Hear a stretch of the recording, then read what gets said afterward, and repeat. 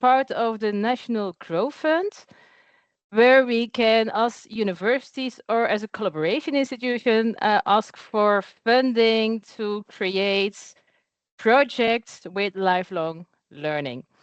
So we have three colleagues, one from Eindhoven, two from Eindhoven actually, one from Wageningen and one from Utrecht, that will inform you about how they work with lifelong learning within the university and within the region.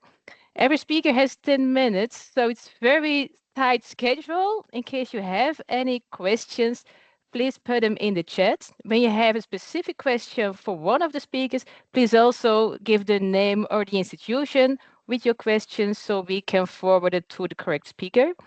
When we don't have enough time at the end of this session, we will try to answer all questions individually or to the complete group. Thank you very much. So I will hand over everything to Annemieke from Wageningen University. Thank you, Klaar. And to begin with, we can't all physically raise our hand and see it, but we have this beautiful digital raising our hand. Can the people who work at Wageningen or in the region of Food Valley raise their digital hand? So we have a view. How many of you are here? Yeah, quite a few. For all as well, you can see my PowerPoint about accelerating continuing education in region Food Valley, because that's what this is about from our perspective. You can stop raising your hand and just have a view of how many were there. I'm speaking about the region Food Valley because the LLO Catalyst has two objectives, well, multiple objectives, but two of them that we have received funding for. One is the professionalization of our own organization, and the other one is the better alignment of our strategy with our region or an economic sector. And in this case, we've chosen the region. So I will bring you along. Why we invest in lifelong learning as a university, that depends on who you ask.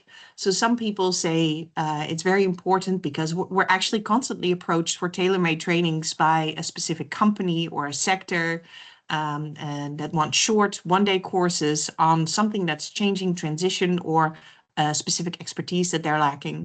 We've got the science, so we feel our societal duty to do so. And many of us believe that degrees are important as a foundation to be built upon and that we can contribute to more than just front loading in society. But some are more triggered by educational innovation, and I think there's more of you here in that field. We can innovate in the way we collaborate with our partners, in how we organize learning arrangement and how we bring science to practice a whole lot quicker with lifelong learning than we can with degree programs. It brings diversification for teachers in work opportunities and work satisfaction. It's a completely different environment when you work with professionals. It's also another diversification of income and a way of research acquisition if you do it well. Not a given, but it can be. And it's not necessarily a bad thing that the government is also pushing it. So they have this financial instrument and a law underway to stimulate us to invest in lifelong learning. And I may hear you think, but haven't we been giving trainings to professionals for years? And the answer is yes. In fact, the Wageningen has had a business school, I think, since the 60s, specifically for agriculture. But the way we've been giving trainings over the years has, most universities, been rather ad hoc, opportunity-based, and not necessarily programmatic with a long line of a strategy that fits within a similar system like our degree program. So we're looking to scale up what we do, professionalize it, and make it another task of the university in addition to degree programs, research, and valorizing our activities. So at WEUU, we've received 2 million euros for the first side, which is the professionalization of our organization. And what we're doing there is to create a scalable, future-proof, continuing education for transition. A whole mouthful. We've changed that title to accelerating continuing education. But what we're trying to do there is to improve our collaboration, both within the organization, and externally with our partners, which may be governments or employers or nonprofit organizations that have a need in professional education. We're also improving the way we monitor and evaluate the way we deliver impact and quality of our portfolio, how we include skills in the portfolio, and particularly what kind of skills in WUR language for a responsible change maker we can deliver for professionals. And the third part that we invest in is optimizing our customer processes, which means our customer journey, but also the services that they have in their customer journey, the registration system and the payment system. We are already beyond the traditional Excel sheet, but our systems aren't optimal yet, and we'd like to improve that with this process. So for this program, we've been working for a year now, and we're moving into our second year. And by the end of next year, we should be finished. We'll see if that works. But the reason that I mentioned Food Valley at the start is that's the other area of investment that we've worked on. The region of Food Valley is presented here in this picture. And on the left, you see the sectors that are most invested in and the most kind of companies are involved in the region. It's a very SME type of a region. So the largest organization of employer in the region is our own university. We don't have ASML. And we don't have other very large companies that may be in Arnhem. But that doesn't mean it's not a very highly economic activity. There's a lot of companies here that are working on high tech, on circular economy, on healthy aging and life sciences that are really interesting to us. So we said, let's take this opportunity with the means of the government in this LLO catalyst to see if we can improve our relationship in this region on education for professionals. And it's, to us, a bit of an unusual collaboration for lifelong learning. So the first program that we worked on is for the whole province. So we joined forces with all VET organizations, all higher education, so MBO, HBO, and WO in the province of Gelderland.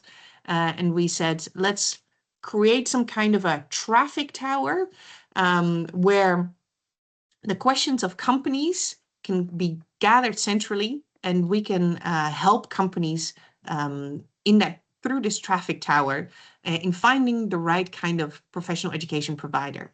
And the reason that we're doing that is because the whole province is known as a small to medium-sized company province. And it's not very interesting for any of us as MBO, HBO, or WO to invest in a training for one or two people. But if there is a group of companies that have the same need, then it becomes interesting. So we said, let's gather this information together and share this together in order to become a better partner in the region for public and private collaborations. This has been a small project in the sense that we've mostly focused on mapping and not necessarily on building yet, but we're looking into how we can build together further. And the mapping approach was about what do we have to deliver, how do the systems work, what's a way we could potentially work together. And in that process, there was no resistance in our organizations.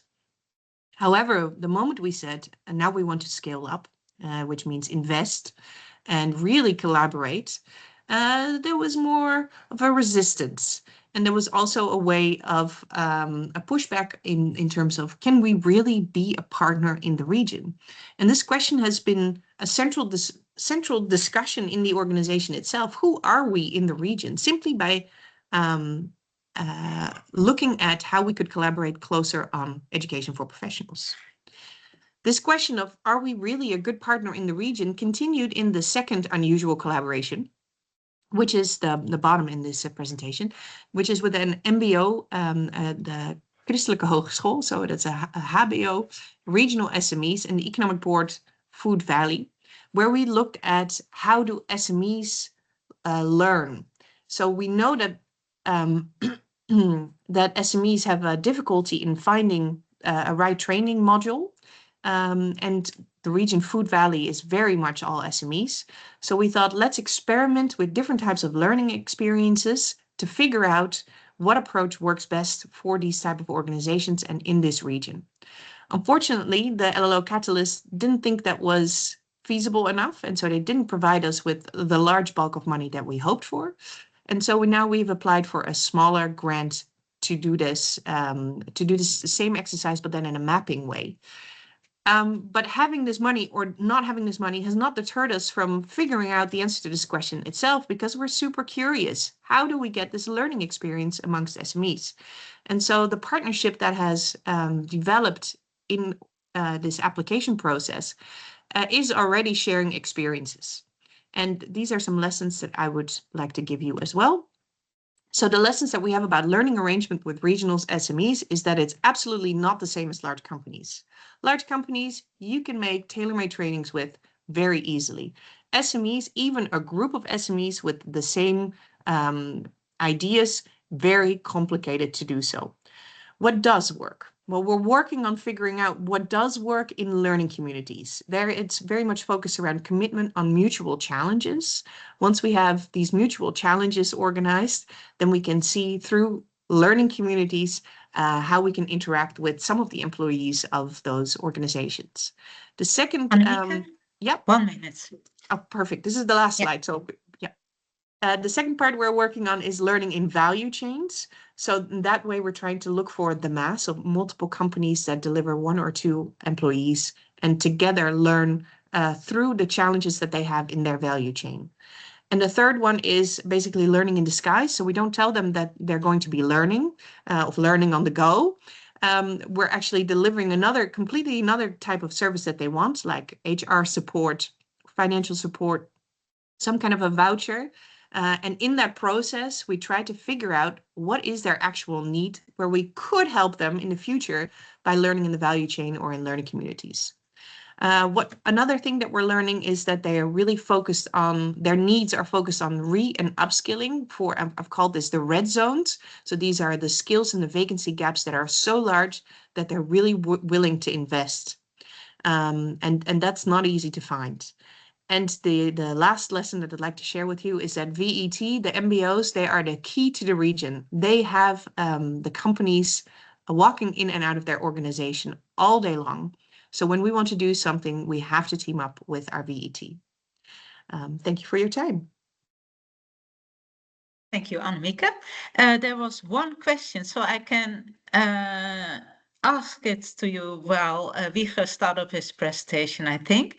Leonard Schelven asked, can you explain front-loading in higher education is more than front-loading? Yes, good question indeed. Front-loading, the idea is that we work 50, 40 years of our lives, and at the front of our working career, we go to our school. We do primary school, secondary school, and perhaps university or HBO or VET. That we're front-loading our experience through learning. And life should be more than just front-loading, because you're learning on the job, and that may lead to new questions that you wish you could go back to and reflect upon with experts on that. So that's the idea of going beyond front-loading, that maybe in your 30s or 40s or 50s or all three, you come back and reflect on the learnings that you've done in your work and that you'd like to learn more about. Thank you. Good question. Okay, Wieger, can you? I will. Yeah. Well, thank you very much for for having me. And when Annemieke was talking, I realized suddenly that most of what she's talking about very well fits in with what I had to say. So I for a larger part can skip the importance of the vocational education sector and also the difficulties with small and medium enterprises. That more or less is a copy of what we experience. I will tell you a little bit about the lifelong learning catalyst programs that we have in the region Utrecht. But maybe also to kick off a few things on why we at Utrecht University regard this important. There are more or less two main reasons. For the last 9 to 10 years, we tried to develop our lifelong learning portfolio more next to bachelor and master education. And the reason for that is that it is part of our impact agenda. If you want to have impact with your expertise and your research, it's far more efficient not only to focus on initial students in the bachelor and master phase, but also focus on the professionals themselves that are in need of your most actual and topical knowledge. That's the one. And the second one is more recent, you could say, and that is that as a university, we more or less discovered that we hardly were involved in the region, or into the very limited way. And lifelong learning is also a way of getting more involved in the region, not only with the enterprises, but also with the other knowledge and educational institutions. And that's the reason why we teamed up in our lifelong catalyst project with the large vocational education center ROC Midden-Nederland and with the University of Applied Sciences Utrecht. We submitted two projects in lifelong learning catalyst terms, building block 2, which is about energy transition and circular economy in cooperation with enterprises, and one which is called which was part of building block 3 project, which is about professionalization. Contrary to what Annemieke told for Wageningen, we were not focusing on our own institution when it comes to the processes of lifelong learning that we more or less for a larger part already were doing, but where we focused on in professionalization was to professionalize our educators from the 3 institutions that are part of this consortium, the Vocational Education, University of Applied Sciences and Utrecht University, to be more aware of the didactics and of lifelong learning, and also to be more aware of what it takes to co-create and to present lifelong learning in cooperation with professionals. That's one thing. And the other thing that we do is also try to create a form of study advice for potential lifelong learners. Now I will focus more on the first project, and that's what we call the Transition Lab. We have 2 large projects that were accepted by the National Lifelong Learning Catalyst Project, and the Transition Lab is a consortium that started with Utrecht University, the University of Applied Science, ROC Midden-Nederland, but also 3 larger and small and medium-sized companies. Stedin is the larger company on energy infrastructure, and Van Dorp and Bloemendaal are more medium-sized enterprises. But we also involved the Regional Development Organization of the Utrecht region and also the Technology Board of the Utrecht region. The idea is to develop demand-based customized training for companies that work in these fields. And it's demand training that's should be available or potentially available for all employees, and should be the result of a close cooperation and co-creation between the education and knowledge centers and industry. So that's you could say the point of departure.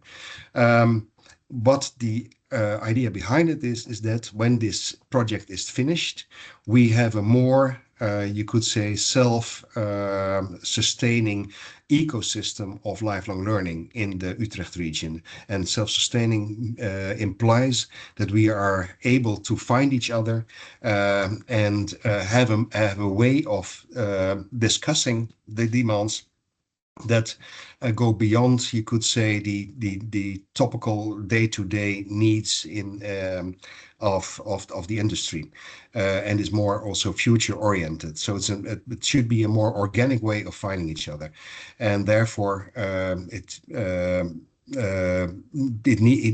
we need to be able to cross borders and to cooperate together. We do that in different ways. What is an important one for us is that we start with demand articulation, which is not easy when you work with companies. Then normally when you ask what do you need now, we get only a very limited set of ideas. So it really requires a kind of longer-term discussion and more, you could say, frequent discussion on what is needed, not only for now, but for different part of the organization and for the future. From there, we go to design, development, testing, evaluation, and knowledge sharing, and making the effects sustainable. Now, what is important is that in our project method, we are very much aware that we have to be able to not look at this as a kind of a industrial process. You have to go back when it turns out that the next step doesn't directly relate to the needs of the organization or does not fit in the processes of the educational institution. And that's really a kind of a learning process. So when you look at where we started, there is a lot of energy invested and is being invested in why are you interested in lifelong learning activities? How can you do that? And what are the next operational steps that you have to take? Well, things like the golden circle and the future wheel are now more or less part of the daily operational procedure of our lifelong learning catalyst program. But it turns out that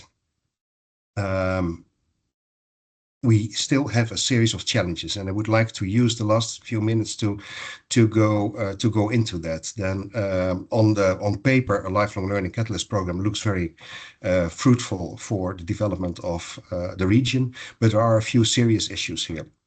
The first of all, and that's something that we try to address also in a joint lifelong learning program for everybody who participated, is the different languages between not only our educational institutions, the vocational sector, vocational education sector, the higher the University of Applied Science and the university, but also between us and the employers. So there are different languages when it comes to larger public companies or private companies, and as Annemieke already said, the small and medium enterprises. That's one thing. You have to, we sometimes use the same words, but they have a different meaning for us. The second is challenge that we face are the different timelines. Our institutions, especially, and when I speak for my own institution, Utrecht University, we are trying to predict and for the next 1.5 years what our tasks will be. So being able to directly step into a need that is articulated and that has to be addressed tomorrow is hardly possible. Then the tasks, the teaching load of our staff is already often for more than a year filled. So the different timelines between what enterprises need and what we as educational institutions can deliver is something that we have to invent on how to work with there. Second thing is, third thing is that it is sometimes difficult to work beyond the horizon of today's operational needs. So getting in touch with, getting into a discussion on how a certain development affects the organization, not only now, but also in the future, is something that requires specific attention. And then the idea of co-creation is really something that looks great on paper, but requires also a lot of energy. And you have to be aware that that co-creation in reality often still is tell us. You have to tell us what to do, and then we'll as institution. I have to say the different. As an educational institution, we are used to think for ourselves what others need. And we use the input for developing a program for what we think is relevant for the companies. And often there you see that the miscommunication is kicking in. And that requires some quite some activity. And a fourth part is working integrally is difficult. When we say we work together as vocational sector and as higher education, we still are more inclined to go to a division of labor than to have a joint activity here. And the last thing is we are, as knowledge institutions, not that entrepreneurial in the way that we organize education. So we are more focused for the last 10, 20 years on standardization, more uniformity in our teaching, and that's and counting on the students coming in. And we need a more entrepreneurial attitude, I think. And maybe that's for the business school that you have at Wageningen University already a more daily practice. But in my institution, I see that it's quite difficult to get into different organization units like the faculties to have more entrepreneurship in organizing it. I think I leave it here, Severina. Thank you, Wieger. Then Rebecca, if you can share your slides, then we can go on with TU Eindhoven. Yes.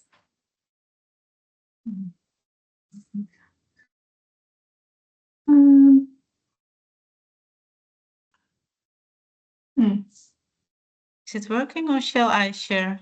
No, because there's a video in it. No, I'm hoping that it will work. Let me try another way. Because I have two screens and I want to share one screen. Okay. But it sees only one screen. Then we do it like. Oh God. God. Oh God. There was a question in the chat about Yeah. entrepreneurship. So it's for Wieger, I think. So maybe when Rebecca starts up her slides, then we can ask it to Wieger. Regarding entrepreneurship, Wieger, do we need educational spin-offs then? Yeah, that's a very good question. We were always a little bit hesitant to do so. Then when we said as a university we want to go into lifelong learning, we said it has to the main reason why we want to do is because we do research. So therefore we said we have to have lifelong learning activities very close to the research, and that says and as a result that we want to do it with organize it from the faculties and from with the staff in the on the front line of it. But on the other hand, it is easier sometimes to organize it in the context of indeed an educational spin-off. And so I'm still a bit hesitant. If we can organize in such a way that we can have units, educational units that are specialized in lifelong learning, like for instance, one of the examples is the extension school at the Technical University Delft. That might be more effective. Oh. Is that answering the question?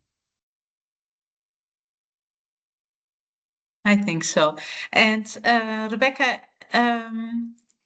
you are ready now, or If I do. Well, we can see your slides? for some reason, it doesn't want to start in presentation mode.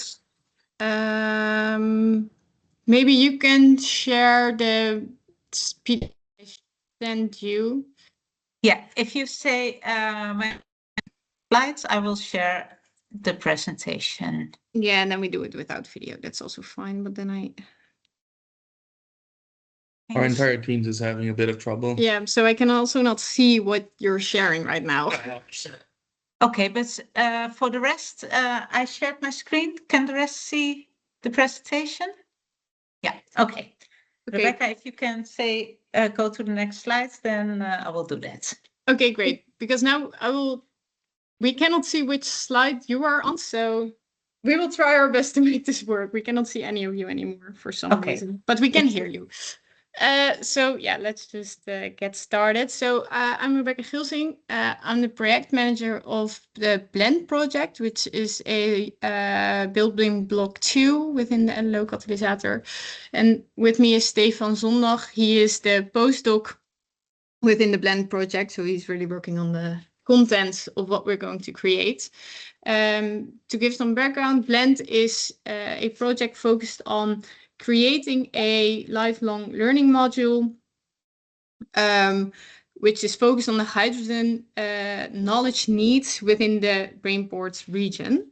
So that's also, if you go to the next slide, that's also the motivation on why this project has started here within Brainport. So there are multiple companies focused on hydrogen, and we have this next an additional screen here with had sound on. Sorry, but then I can hear myself double.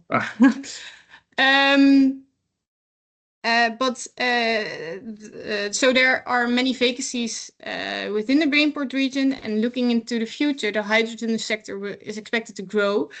And for that, people need to be educated on hydrogen.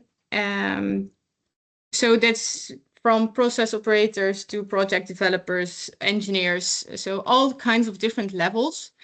And one of the challenges is indeed how to get the education in the correct format. And that's why Blend is really focused on blended learning with the different types of education. And one of that is remote labs. It's something we will get back to in a second, which will be a part of the Blend project.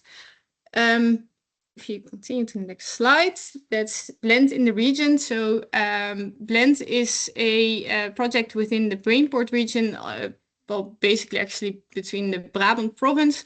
So it's going up to Breda, where some companies are also located. And this consortium and collaboration is like the backbone of Blend, because indeed, as Wieger said, co-creation can be difficult. We as institutes, we know what we want to educate people, but what does the industry actually want? So for the next slide, you can see the consortia and the partners within Blend. So the TU, Avans, and Summa and Fontes. We are the educational institutes which are involved, and it also covers the different educational levels. And we do it together with a few of the hydrogen companies within the region. Some of them are in production of hydrogen, other in the usage of hydrogen. So there's a different topics. And I want to point out MAC, which is the MBO Automotive Center. So this is a consortium of about 100 companies who are working within the automotive industry and also want to get into hydrogen. And of course, with the support of the Brabant Development Agency, Brainport region and the province. And as I said, it's blended to the next slides. It had a video, but I will just tell you about it. So within Blend, we will incorporate remote labs. Remote labs is something that has been used in education already here at the TU. These are physical, real setups, experimental setups that can be used also remotely. So with the camera, you can actually see what is happening in the setup. And within Blend, this will be used as an educational setup within the lifelong learning modules. And this is something that we really are going to do. And this is also something that's the industry is a bit in doubt of, like, is this actually going to work? It's something new. So this is already a challenge that we are facing. So if you go to the next slide, I put it in here. It's to show you how Blend is divided. So there are 4 thematic lines.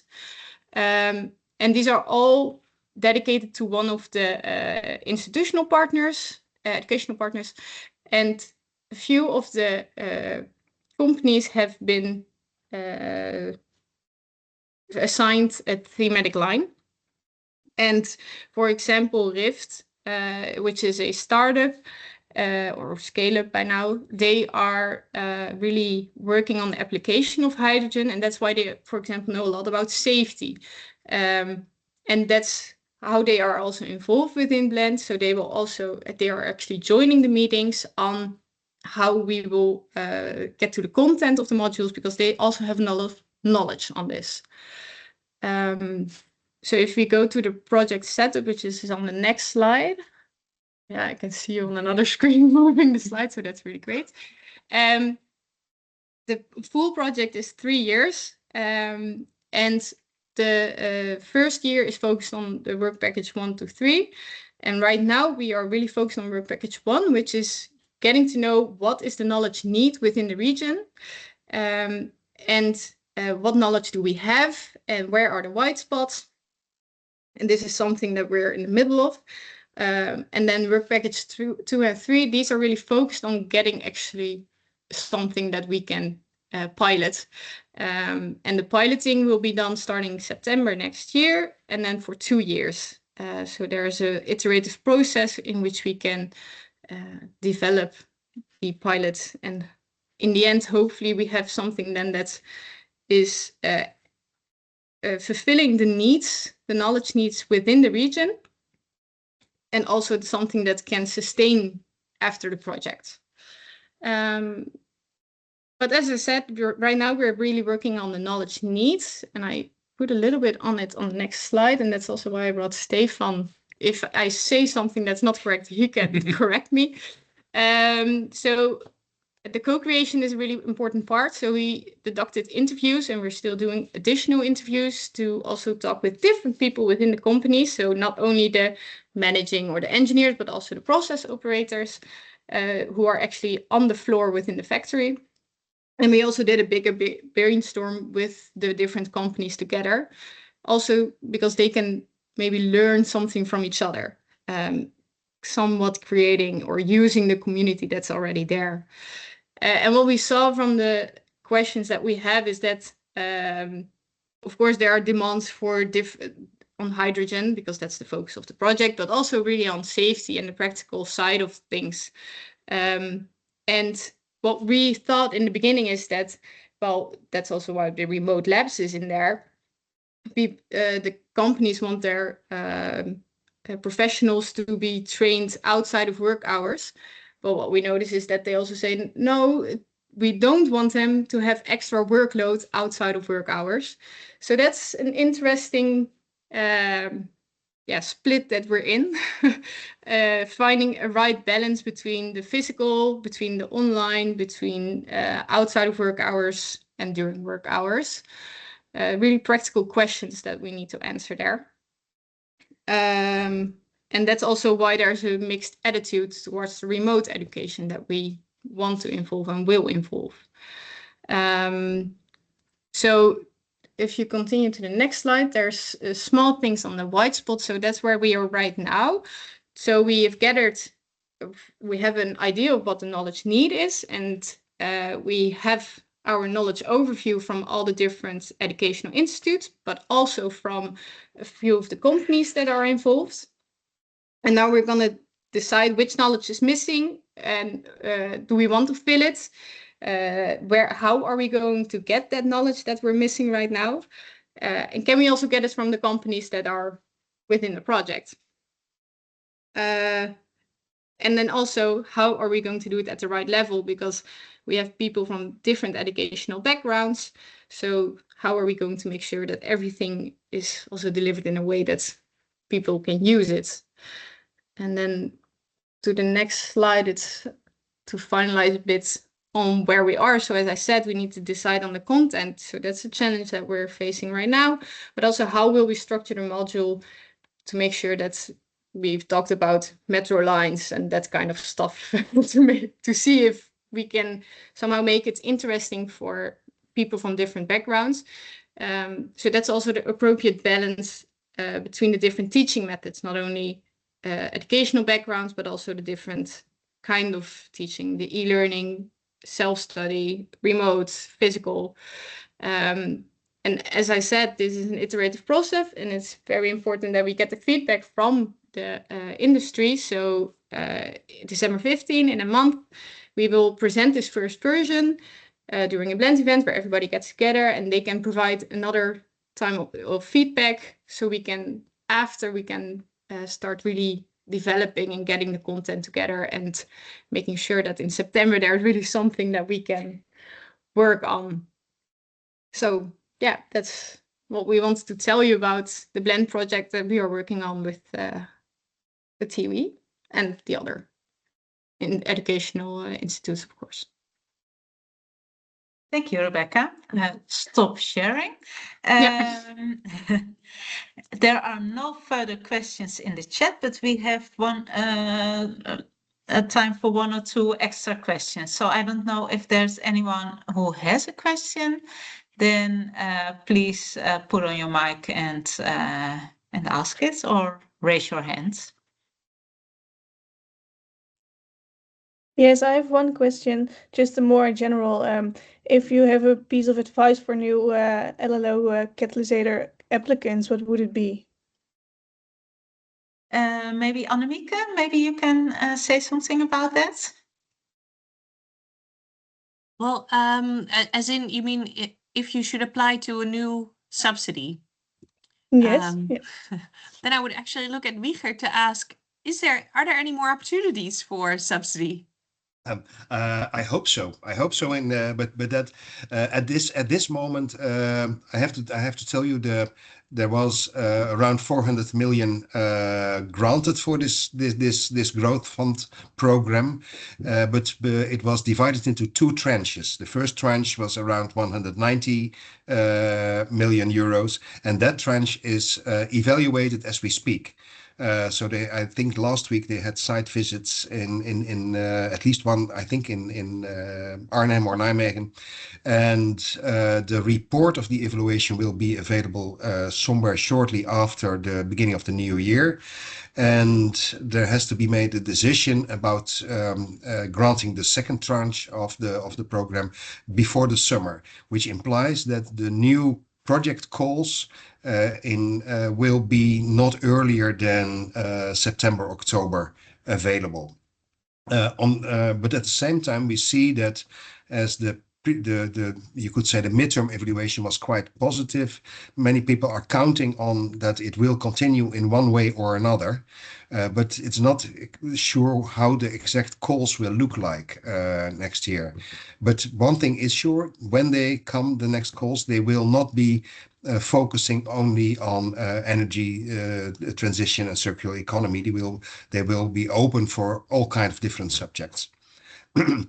And I've seen that different universities already are looking in directions, and I see that education and health or healthy living are very popular topics at the moment to prepare already for a new lifelong learning catalyst plan of application. And in that you mean also the second type of block, huh? So Yeah. the one that Rebecca presented on, and the part that's about the regions or the sectors. Yeah.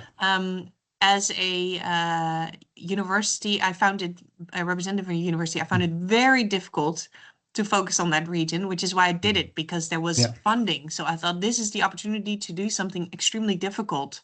Yeah. And that's why I chose this. There's another sector that I could have chosen. There's multiple sectors that I could have chosen that have relationships to the energy and the circular economy. But those are programs that we'll be developing anyway. Yeah. So it was a choice between where should I prioritize this? And so we did not get this first round that we hoped for in our region Food Valley, but so much came to life because of this attempt to do something unusual that I have no regret. Yeah, no, and it's exactly what I have to Yeah, Yeah, it's one Yeah. sentence. I think that this whole concept of region is widening at the moment. We, as Utrecht, we have a third large project granted, which is for the kingdom, which is about lifelong learning in the Dutch Caribbean. So the whole idea of region is, I think, less limited than it was in the beginning. Thank you, Wieger, Annemieke, and Rebecca and Stefan for this interesting view inside the LLO Catalyst. And thank you all for listening. See you at Thanks the a lot. next Lunch and Learn. Bye-bye. Bye.